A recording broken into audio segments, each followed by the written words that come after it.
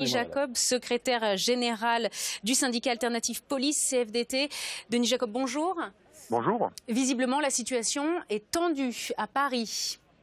Oui, je vous le confirme, elle est particulièrement tendue. Depuis 11 heures, nous avons entre 4 et 5 000 personnes qui étaient entre les Champs-Élysées et l'avenue de Rivoli. Et cette tension a notamment engendré l'utilisation de canons à eau et l'utilisation de plusieurs dizaines de grenades avec, à l'heure où je vous parle, 4 interpellations. On sait qu'il y avait un rassemblement qui était autorisé sur le Champ de Mars. Est-ce qu'il y a des gens sur le Champ de Mars actuellement?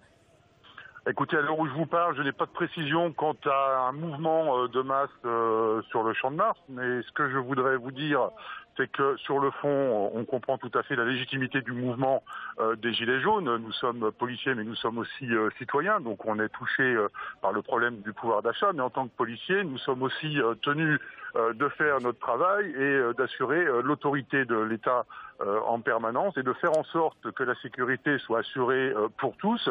Tout d'abord pour les manifestants, pour que leur mouvement se déroule dans de bonnes conditions, mais également pour la population parisienne. Voilà, donc il est regrettable, je pense, que nous n'ayons pas eu des lieux définis en amont qui auraient permis d'éviter tout débordement et tout problème de violence et de heurts. Justement, quelles sont les difficultés particulières? Parce qu'on voit que ce sont des rassemblements spontanés qui répondent à des appels sur les réseaux sociaux, un mouvement mobile. Qu'est-ce que vous rencontrez comme difficulté concrètement pour encadrer ce mouvement?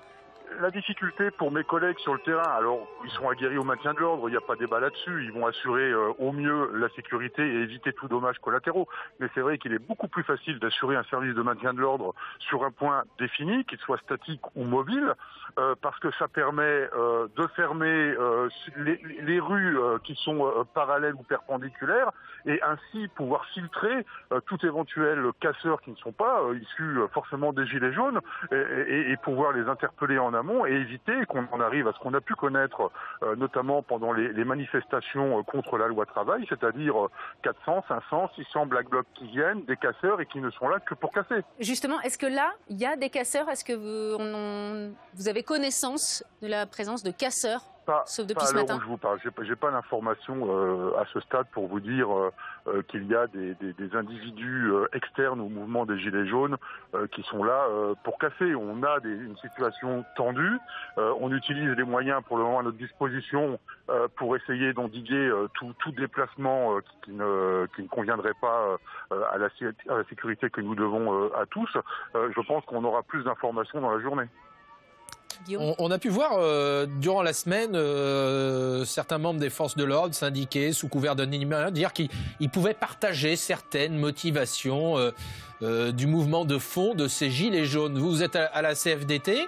Est-ce que vous comprenez les manifestants sur leurs motivations profondes? Évidemment pas sur les affrontements qui sont en train de se dérouler, mais sur trop de taxes, trop d'impôts. Qu'est-ce que vous en pensez? Mais bien sûr qu'on le comprend. Je rappelle quand même que Laurent Berger, qui est le secrétaire général de ma confédération, a fait une proposition très opportune, très intelligente, que de réunir tout le monde autour d'une table et de trouver des solutions pour tous. Bien évidemment qu'on se sent concerné. Vous savez, dans la fonction publique, on a le gel du point d'indice depuis une décennie. On a une réforme qui s'appelle le PPCR. Alors c'est un peu technique, mais c'est ce qui permet de revaloriser les salaires et les carrières. Et tout ça, ça a été gelé en 2018, reporté en 2019. Donc bien sûr qu'on est concerné, mais on est aussi policiers, je me répète, et on doit rester objectifs et impartiaux dans la mission qui nous est confiée. Mais bien évidemment que la majorité des policiers partagent ce problème de pouvoir d'achat, de hausse de différentes taxes, de hausse de l'électricité, du gaz. Enfin voilà, on est des citoyens français comme tout le monde et bien évidemment qu'on est concerné par le pouvoir d'achat. Merci Denis Jacob d'avoir répondu à nos questions.